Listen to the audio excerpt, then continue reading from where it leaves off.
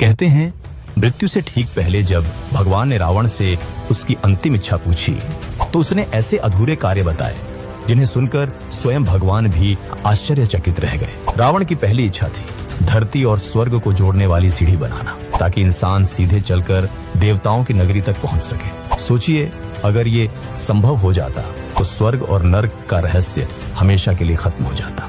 दूसरी इच्छा, वह चाहता था कि कोई भी बच्चा अपने पिता से पहले न मरे। रावण के अनुसार यह दुनिया का सबसे बड़ा अन्याय है।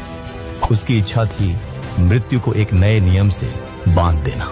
तीसरी इच्छा, उसने सोचा था मनुष्य मृत्यु के समय खुद अपने पाप पुण्य देख सके।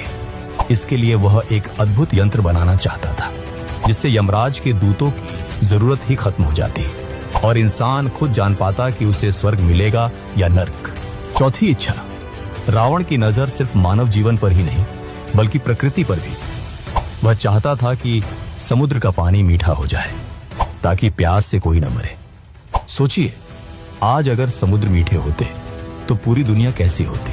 पांचवी इच्छा, उसकी एक और इच्छा थी चांद को उसके काले धब्बों से मुक्त करना। वह चाहता था कि चंद्रमा श्वेत और निर्मल हो जाए, एक ऐसा प्रकाश जो अंधकार को पूरी तरह मिटा दे।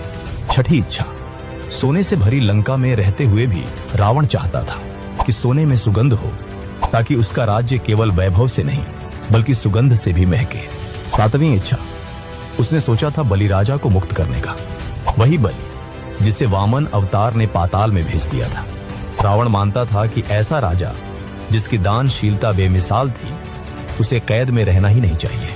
आठवीं और सबसे अद्भुत इच्छा, रावण चाहता था कि पृथ्वी का भार उठाने वाले शेषनाग को मुक्त कर दे। उसने सोचा था इंद्र के वज्र और पृथ्वी के लोहे को मिलाकर एक अखंड खंभा बनाएगा जो सृष्टि का बोझ संभाले ताकि शेषनाग विश्राम कर सके।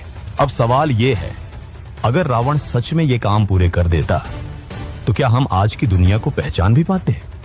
अगर आपको लगता है कि रावण सिर्फ नायक या खलनायक नहीं बल्कि एक रहस्य था तो कमेंट में लिखिए जय श्री राम और इस वीडियो को अपने दोस्तों से शेयर कीजिए।